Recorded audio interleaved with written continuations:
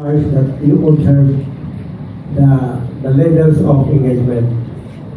So in that sense, you cannot cut corners because you need to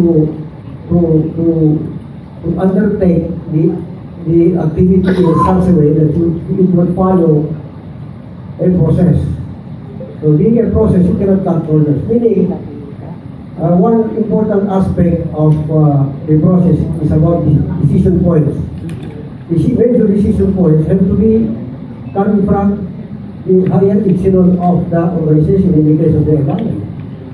And then in the actual working of the two peace panels, we created some teams.